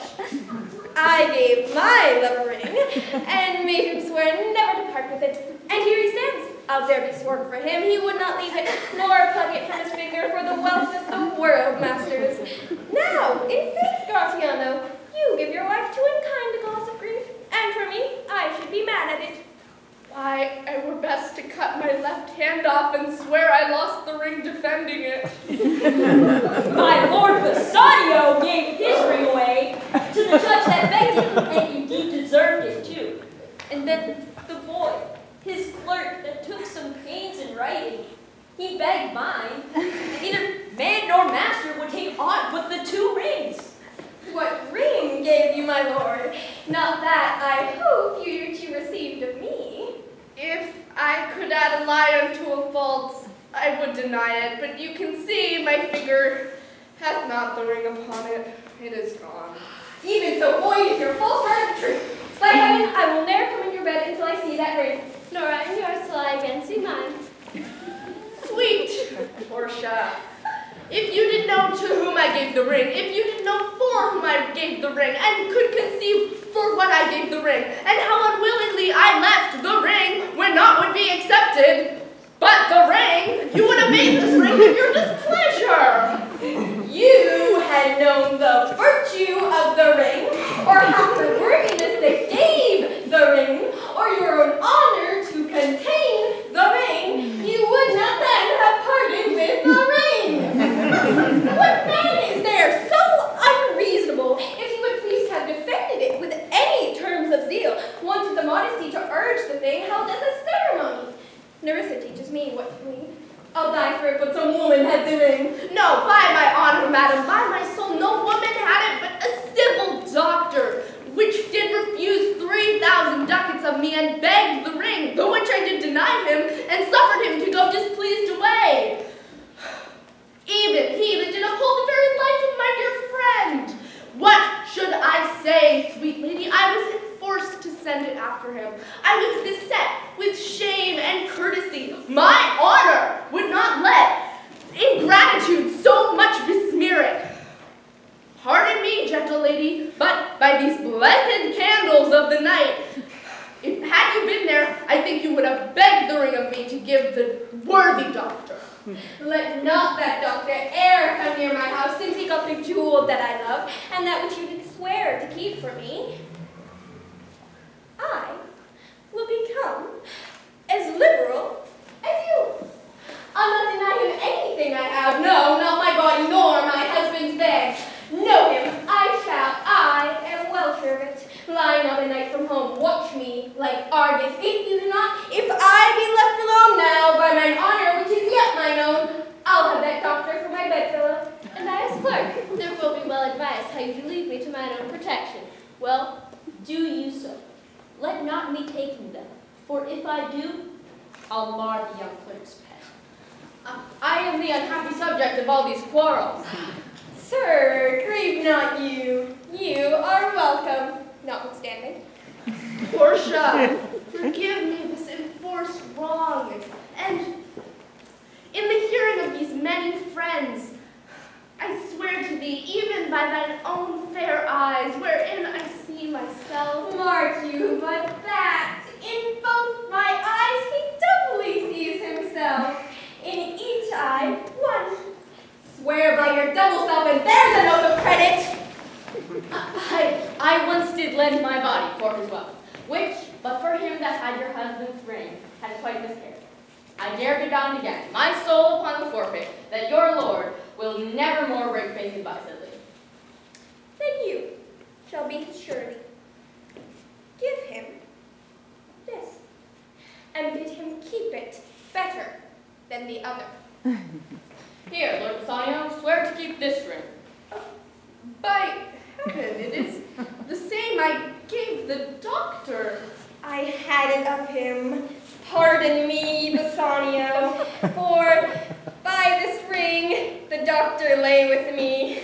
And pardon me, my gentle Gratiano, for that same scrubbed boy, the doctor's clerk, in lieu of this, last night did lie with me.